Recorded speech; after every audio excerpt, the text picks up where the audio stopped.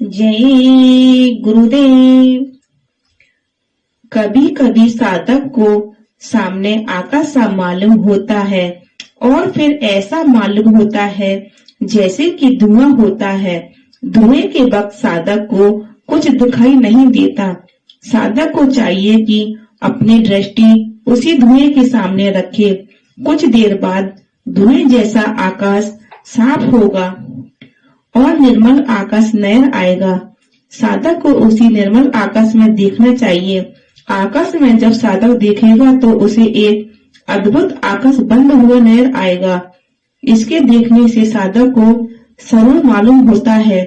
ऐसा साधक को प्रतीत होता है जैसे कि क्लोरोफॉर्म का नशा होता है। इसी तरह सूरत में एक नशा प्रारंभ होता है। यह वही नशा है जिसे गोस्वामी जी ने आत्मानंद कहा है।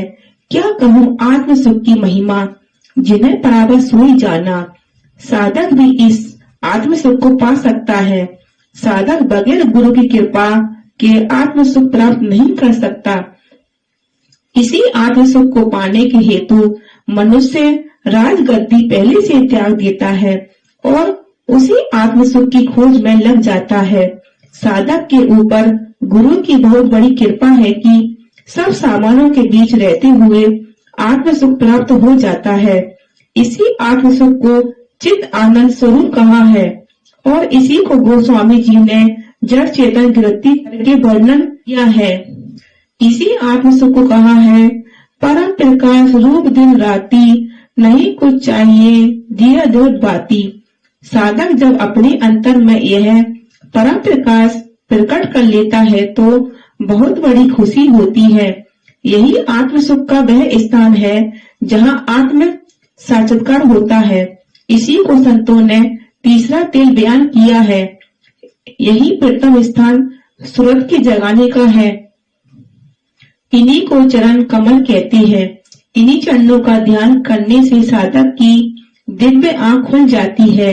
इन्हीं चरणों के ध्यान अथवा साक्षात्कार से सूरत को अपने निज रूप का अनुभव होता है।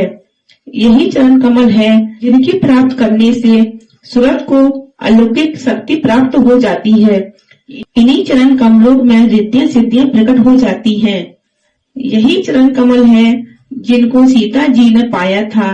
इन्हीं चरण कमलों का साक्षात्कार राजा जनक को हुआ था। इसी वास्ते राजा जनक विदेही कहलाए थे। इन्हीं चरण कमल को पाकर सीता जी विनय करती हैं कि सुनो विनय मम विवट अशोका, सत्य नाम कर हर मम शोका। यही चरण कमल है जो कि सतलोक से आकर चिदाकाश में ठहरे हैं।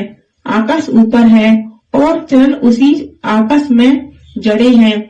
इनकी शोभा का वर्णन नहीं हो सकता।